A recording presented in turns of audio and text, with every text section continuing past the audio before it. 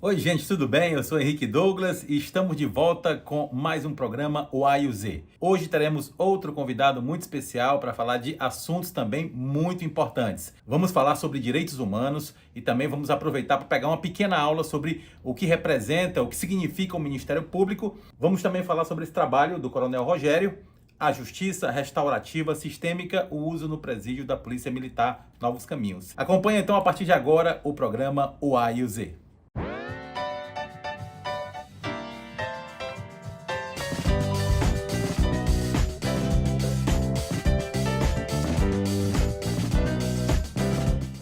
Coronel, prazer recebê-lo aqui no UAI-UZ. Eu não vou fazer essa pergunta sobre o significado do nome, apesar de saber que você gosta de música, mas eu vou contar. O UAI-UZ é o nome de um disco dos Mutantes. Seja bem-vindo, que prazer recebê-lo aqui hoje, Coronel. Prazer é todo meu amigo e irmão Henrique Douglas, que há muito tempo eu não via, mas está aqui no meu coração. Você também continua morando no meu coração e não precisa pagar aluguel, não precisa de corretor, não precisa de nada, viu, Coronel?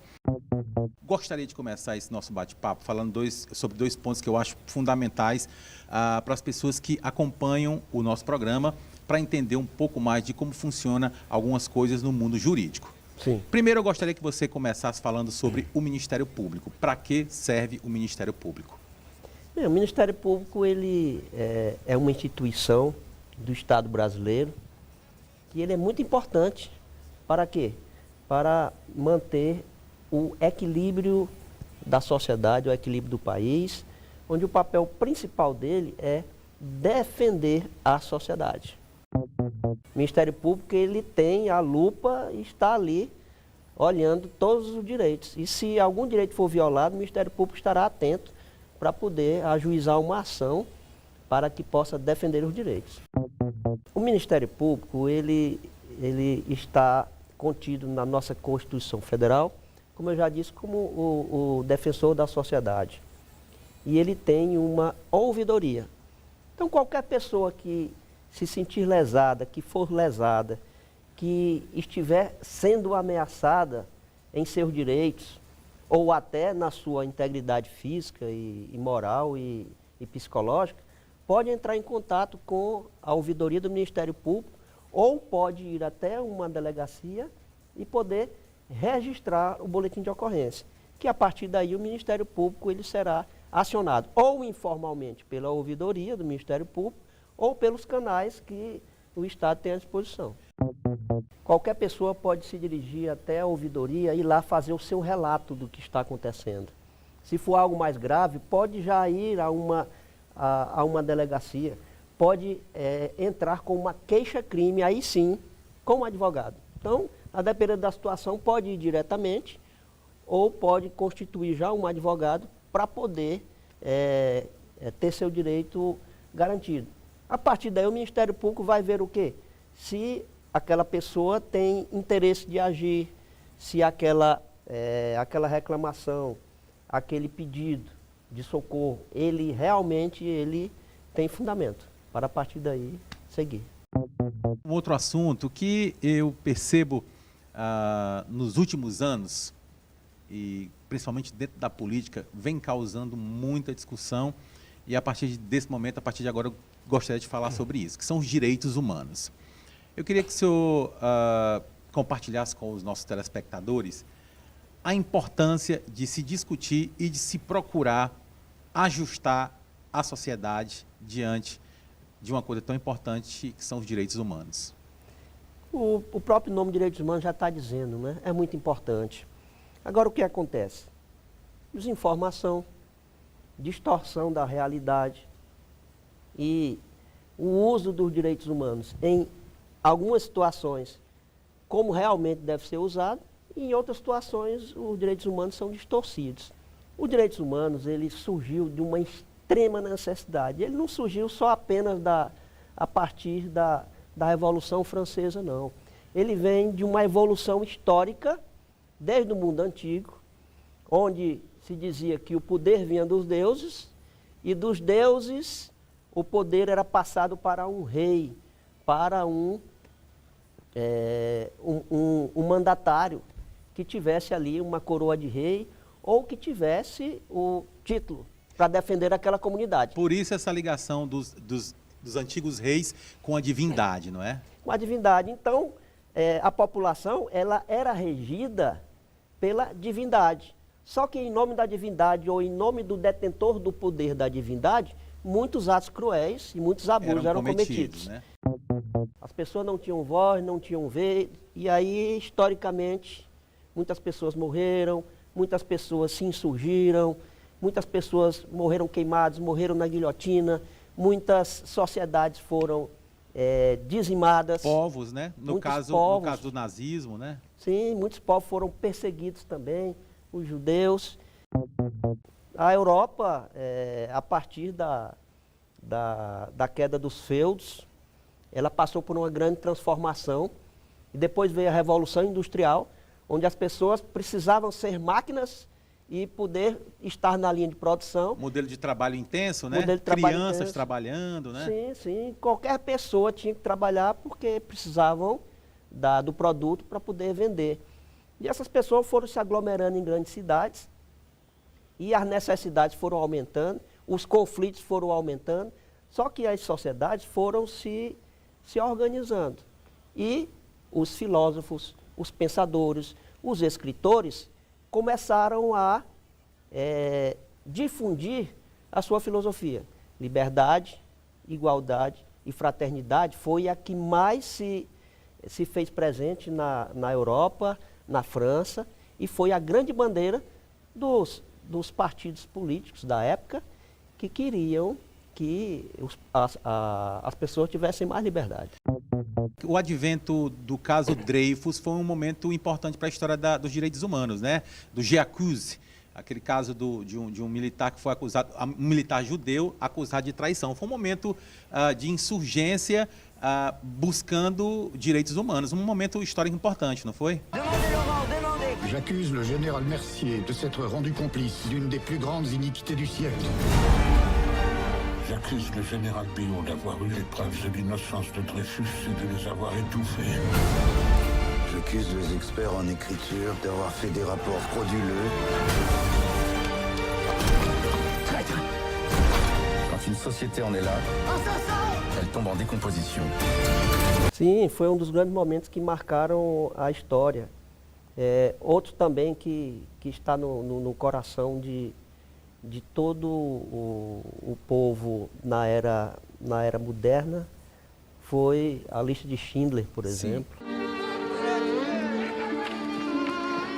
They say your factory is a haven. They say you are good. Who says that? Everyone.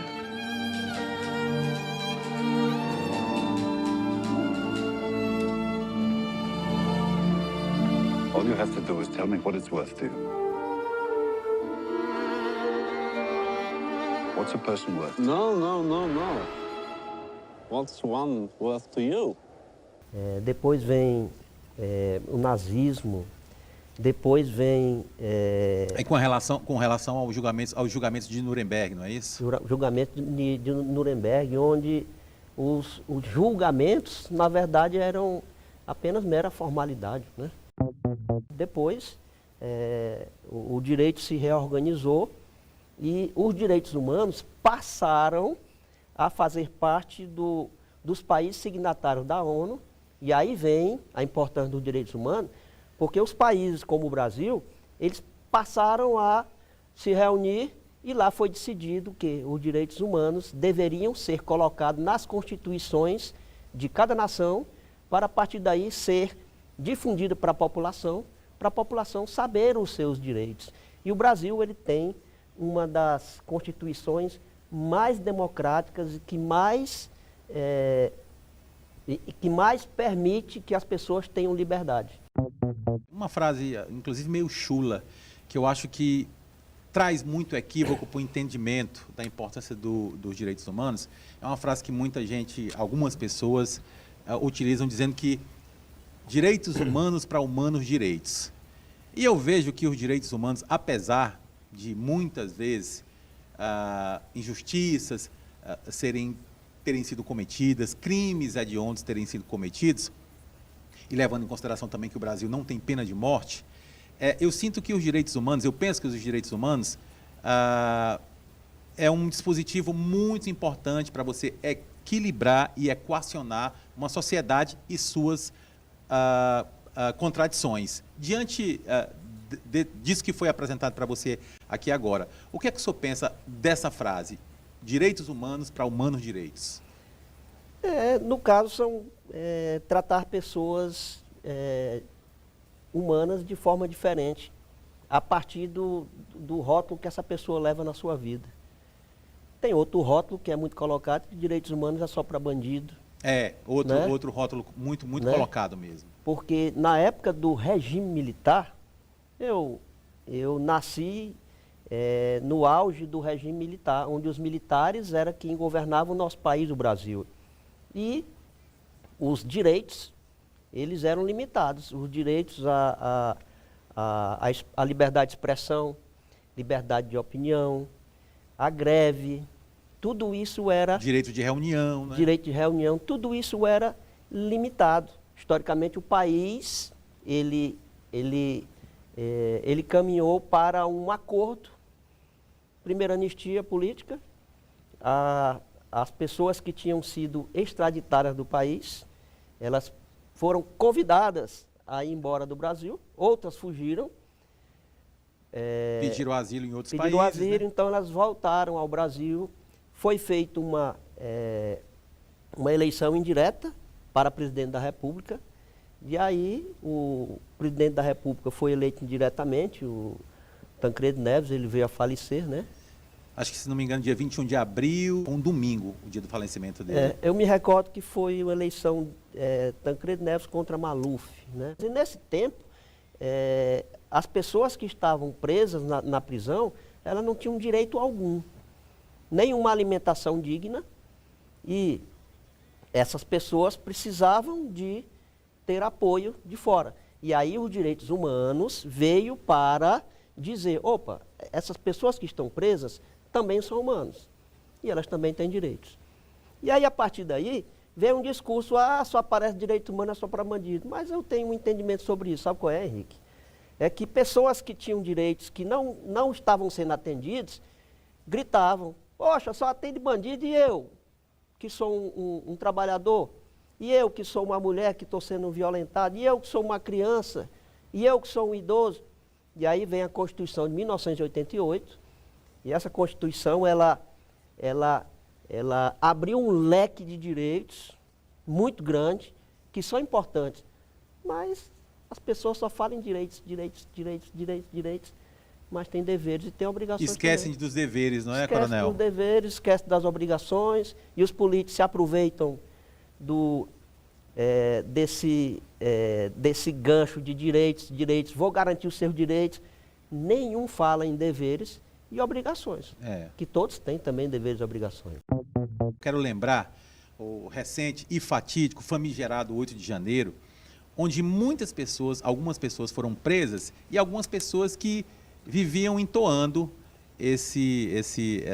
a retórica dos direitos humanos para os humanos direitos. Quando foram presos, que sentiram as dificuldades da prisão, começaram a exigir alguns direitos. Então, quer dizer, antes de cometer alguma infração, um suposto crime, eram direitos humanos para humanos direitos. Depois que estão lá aprisionados, começam a pedir pelos direitos humanos. Eu acho que aí demonstrou a importância que os direitos humanos têm para equalizar uma sociedade. Eu sei que muita gente que está acompanhando a gente se revolta, às vezes um bandido, um criminoso lá sendo tratado, recebendo esses direitos, mas também pode ser um inocente, pode ser uma pessoa que dentro desse quadro social tenha que ser considerada igual para que possa receber esses mesmos direitos. Esse episódio, eu acho que ele reflete muito de como os direitos humanos são importantes. Pois é, Rick, você me leva a uma reflexão. Eu queria até colocar para o seu público a linha que divide o bem e o mal, o certo e o errado, ela é bem tênue. Um dia você pode estar do lado do bem, no outro dia você pode estar do lado do mal. E os direitos humanos vêm demonstrar, todas as pessoas têm direito a um tratamento digno, Se a pessoa cometer um crime, cometer um delito, que se investigue com devido processo legal, ampla defesa e contraditório, para depois se imputar uma pena, caso ela tenha sido provado que ela cometeu algum crime. Esse episódio de 8 de janeiro, ele é importante justamente para chamar a atenção das pessoas em que todas as pessoas têm direitos humanos, sim, todos. E Pelo menos num país democrático, que não possui pena de morte, não é, coronel? sim, agora o Brasil tem pena de morte e 99% da população não sabe disso. É no caso da lei do abate. Quando um avião entra no espaço aéreo brasileiro, que ele não atende à ordem de pousar, aí ele é abatido. Isso é uma forma de pena de morte. Mas tem mais a ver com a segurança nacional, não é, coronel? Tem a ver, mas é sim pena de morte. É porque ali tem pode ser potenciais terroristas ali invadindo, e né? em nome da soberania, da soberania segurança nacional, é permitido sim. Agora é uma decisão sumária, né? Mas aí, coronel, eu também acho que equivale também ao direito da legítima defesa, né? Porque assim, não existe pena de morte, mas se você tentar me matar e eu conseguir me defender lhe matando... Sim, você não tem tempo para poder saber quem é aquela pessoa, fazer um levantamento, fazer uma investigação, a outra pessoa se omite, ela também não colabora, não coopera, então ela está dizendo que eu sou um potencial perigo para o país. O livro de história está aí para dizer como é que se toma o poder, não é dessa forma. Mas simbolicamente é uma bagunça para o país. Você permitir que um Congresso, que a casa do presidente da República, onde a presidência da República é exercida, a casa onde a justiça brasileira ela é salvaguardada, e o Congresso Nacional também, isso é uma afronta à democracia. Agora, também vem um recado da população que ela está totalmente, uma parte da população... Coronel, é isso que eu ia falar, uma parte da população. Uma parte. A outra, ela entende que tinha que ser desse jeito mesmo, que não tinha que invadir os prédios públicos em nome da democracia e que toda a investigação está certa, que está tudo certo. Agora, tem que se resguardar pelo menos 3 coisas que são importantes para a democracia. Ampla defesa, o contraditório e o devido processo legal. E isso tem que ser garantido em uma democracia. A justiça restaurativa sistêmica, o uso no presídio da Polícia Militar, novos caminhos. Do que se trata esse seu livro? Bem, eu sou... minha primeira profissão foi oficial da Polícia Militar do Piauí. Eu ingressei no concurso em 1987 e fiquei até 2018. Depois segui carreira de advogado e terapeuta, né? Mas quando eu saí da ativa na Polícia Militar, eu saí com comorbidades. Eu saí doente, como a maioria... Adquiridos na sua carreira? Adquirido na carreira. Como militar? Como militar, sim. E adquirido pelos hábitos de vida também, né? Não se pode imputar responsabilidade à administração pública. Mas eu percebi claramente que na polícia brasileira, militar, civil, federal, não se tem o devido cuidado e um planejamento da carreira no que tange à saúde física e à saúde emocional, psíquica do policial, para a carreira do policial em geral. Porque a forma de pensar é uma forma, eu diria assim, excessivamente racional. Você tem hierarquia e disciplina, você tem que cumprir. Se você não cumpriu, você vai aos rigores da lei. E hierarquia e disciplina são as diretrizes militares mais importantes, né? 2 pilares, pilares. Agora, o que é que acontece na prática? Como eu não tenho uma forma, eu diria assim, uma maneira funcional, uma maneira assertiva de dividir o meu dia de trabalho, de família, de lazer e também de assimilar a parte, eu diria assim, emocional. A atividade ela é estressante por natureza, eu termino me tornando uma pessoa estressada, obediente, porque eu tenho que obedecer, eu tenho que fazer que a lei seja cumprida eu chego em casa estressado. E aí o estresse chega em casa também. No outro dia eu vou trabalhar, aí volto. E o homem e a mulher, policial militar, eles são tratados. Aqui eu não estou colocando culpados, nem culpa em ninguém. É porque Apresentando é assim, um problema, né? É. Apresentando algo que você observou, né? como máquinas. Como máquina. Eu sou uma máquina. Se eu tiver defeito, conserta. E se eu não tiver mais uso, então tira e vamos fazer um concurso público, coloca outro novamente. O primeiro que disse que o homem é a máquina foi o Sun Tzu. Se não cumprir a lei, corta o pescoço. A arte da guerra, né? E a arte da guerra. Então tudo isso ele é seguido por todas as polícias racionais, tanto no Oriente como no Ocidente, todas seguem desse jeito. E aí eu vi que os policiais militares que estavam presos, eles precisavam de uma voz. Imagine uma pessoa... Policiais presos diante de que situações, coronel? Bem, eles estão presos lá ou por uma medida administrativa, pelo regulamento disciplinar da polícia, pelo código de ética da polícia militar, ou porque estão à disposição da justiça por alguma situação para investigar a sua conduta profissional. Existem militares presos em presídios comuns, coronel? Isso só acontece depois de... Transitado e julgado. E depois que, primeiro, administrativamente, ele perde a condição de militar. Né? Ele perde a farda, né? Popularmente falando, né? Popularmente falando. Quando há uma determinação de prisão, existem as unidades militares que têm presídios. Vamos raciocinar. Eu sou um policial militar, eu uso um colete, uso uma arma para entregar, para inibir o crime. Eu tenho que frear uma pessoa que vai cometer um crime, que é uma suposta ameaça para a sociedade, por exemplo.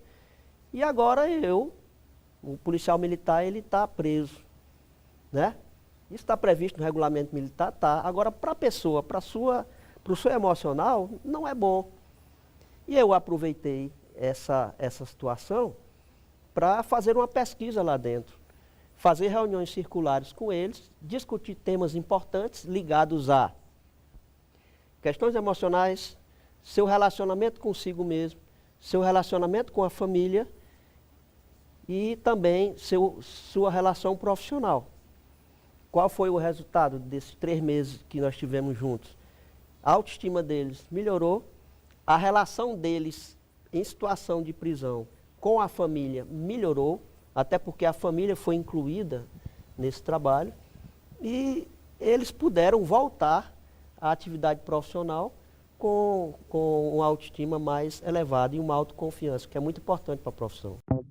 Que a pergunta era, a justiça restaurativa, ela pode beneficiar o policial militar? Mas o que é justiça restaurativa? Justiça restaurativa, ele é restabelecer o diálogo para reparar danos e assumir responsabilidades. São direitos humanos, né, coronel? Direitos humanos. O militar também tem direito a direitos humanos. Agora, acontece que acho o policial militar, né, o Superman, a Mulher Maravilha, e, na verdade, não é. Quanto tempo durou esse seu trabalho de pesquisa, coronel? Bem, eu estudei durante alguns anos a justiça restaurativa, os direitos humanos. Depois nós pedimos autorização à Polícia Militar, pedimos autorização aos policiais militares, autorização expressa, e ficamos 3 meses com eles. Depois eu fui escrever o livro, então, acho que uns 3, 4 anos. Uma curiosidade, coronel, nesse tempo de pesquisa e de debruçamento para escrita, isso deve ter lhe consumido muito. Para quem escreve, para quem pesquisa, eu queria que você compartilhasse esse sentimento. É como se você estivesse gerando um filho. Quando você sabe o que está fazendo, você sabe qual é o objetivo que você quer alcançar, cada dia, cada reunião, cada trabalho, cada pesquisa, cada linha que você faz, ela lhe traz uma sensação de bem-estar, uma sensação de que você está no caminho certo. Só sabe quem escreve. Mas eu faço uma comparação simples. Se você ama uma pessoa e você escreve uma carta de amor, é por aí. Muito bem. Olha, para quem não sabe, eu conheci o Coronel há muito tempo, estudamos no mesmo colégio. No século passado. No século passado. Estudamos no mesmo colégio. O Coronel Rogério, ele tem uma importância muito grande para mim, porque num segundo momento da minha aproximação com o cinema, foi através dele. Eu não posso dizer isso, que as nossas mães não escutem isso, e os familiares e os filhos. A gente gazeava a aula para jogar voleibol e assistir Flashdance, Superman, Tubarão e essas coisas. As locadoras tinham começado a aparecer aqui na cidade, não era, Coronel? Quem não conhece fita... O VHS. Fita VHS, pesquise na internet que existe a fita VHS. Ela é desse tamanho assim, pesada. A gente saía da locadora com os filmes VHS. Aí tem uma máquina chamada... Videocassete. Videocassete desse tamanho. E a gente empurrava o VHS para a gente assistir o filme. E a gente tinha que devolver depois, porque era alugado, mas era bom demais. Coronel, eu queria que você assinasse, eu fico muito feliz de receber esse presente das suas mãos. E enquanto você assina, e sem confundir, porque eu gostaria de uma dedicatória carinhosa, onde é que as pessoas podem encontrar o livro e como contatar com você? Eu sou de Fortaleza, moro aqui em Teresina desde os 6 anos de idade, me considero cidadão teresinense e eu estou na UAB, estou no nosso escritório, estou à disposição para poder estar passando esse livro para quem quiser adquirir. Nós temos o nosso contato via Instagram, nós temos nosso contato via nosso WhatsApp, 86999818670. Nosso Instagram é Rogério Almeida, ADV Sistêmico. É um pouco complicado, vai mas aparecer aqui no rodapé, vai Pronto. aparecer aqui na tela. E aí eu estarei à disposição para poder estar passando esse livro. É uma excelente fonte de pesquisa e de autoconhecimento também. Porque aqui não trata apenas de você fazer reuniões para que discutam questões importantes sobre a pessoa. Isso aqui cabe para qualquer pessoa. Até para empresas que querem tomar uma decisão, que querem fortalecer um grupo. É importante. Por quê? Porque a justiça restaurativa ela tem técnicas de comunicação. E aí, através das técnicas de comunicação, as pessoas vão adquirindo confiança no facilitador e vão colocando para fora o que estão sentindo, o que estão pensando, sem medo de qualquer julgamento e de qualquer punição. E a partir daí uma nova, eu diria assim, novas possibilidades existem. É por isso que a capa aqui é uma estrada com árvores verde aqui ao lado, que ela simboliza novos caminhos. E então, enquanto o Coronel Rogério assina carinhosamente esse livro, a minha pessoa, a gente se despede e voltaremos na próxima semana com mais um O A e o Z. Valeu, um abraço!